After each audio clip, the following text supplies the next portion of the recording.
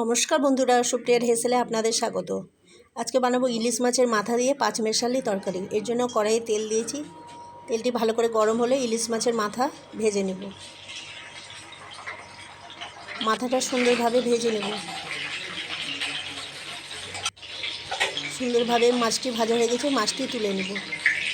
এখানে আমি পাঁচমেশালি তরকারি, তার মধ্যে নিয়েছি আলু, পটল, মিষ্টি কুমড়ো, বেগুন, পুঁই শাকের ডোক।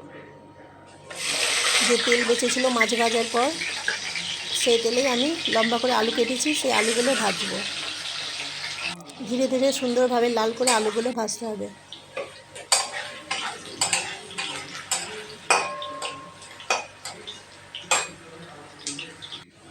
বন্ধুরা, ভিডিওটি দেখার সঙ্গে লাইক, শেয়ার, সাবস্ক্রাইব অবশ্যই করুন। আপনাদের সাবস্ক্রাইব আমাকে নতুন রেসিপি আনার অনুপ্রেরণা জাগাবে। আলুগুলো ভাজা হয়ে গেছে।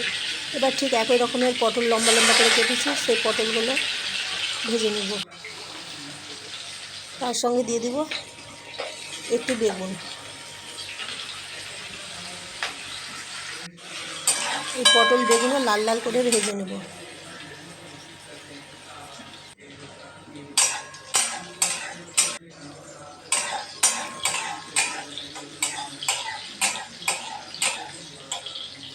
লাল করে ভাজা হয়ে গেছে, তুলে নিলাম।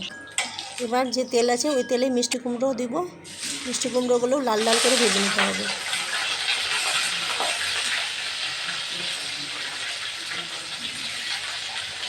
মিষ্টি কুমড়োগুলো সুন্দরভাবে ভাজবো। এখানে আমি মশলা হিসেবে নিয়েছি সর্ষে দানা 2 চামচ, তার সঙ্গে 4টি কাঁচা লঙ্কা ধুয়ে নিয়েছি পরিষ্কার করে। এবার মিক্সার গ্রাইন্ডারে পেস্ট করব।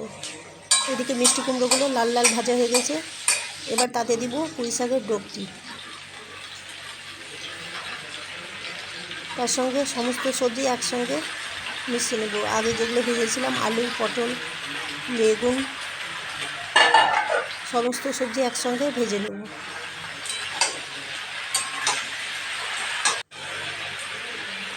লবণ যাবে 1/2 চামচ, হলুদ যাবে 1/4 চামচ।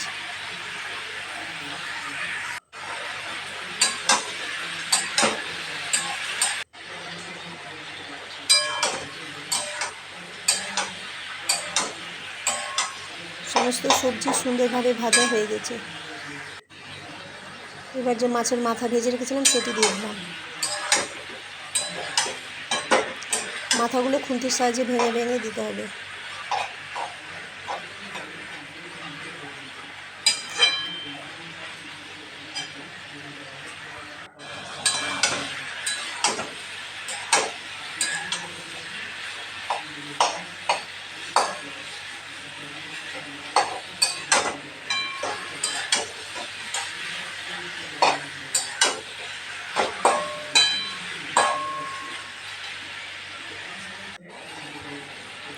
এবার যে সর্ষে বাটা করে রেখেছিলাম সেটি দিয়ে দিলাম।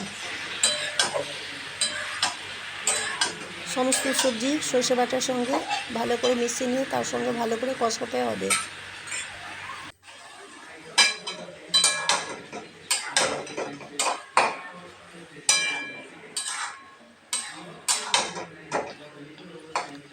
ভালো করে কষানো হয়ে গেলে তার মধ্যে 1 কাপ জল দিব, যাতে সবজিগুলো সেদ্ধ হয়ে যায়। এবার ঢাকনা দিয়ে ঢাকা দিয়ে দিব।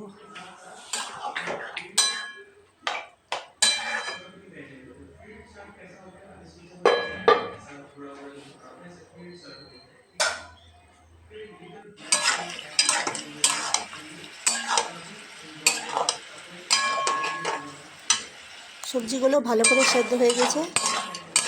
এবার ভালো করে নাড়াচাড়া করে সবজিগুলো নামিয়ে নেব। আমাদের ইলিশ মাছের মাথা দিয়ে পাঁচমেশালি তরকারি তৈরি। ভিডিওটি দেখার জন্য অশেষ ধন্যবাদ বন্ধুরা।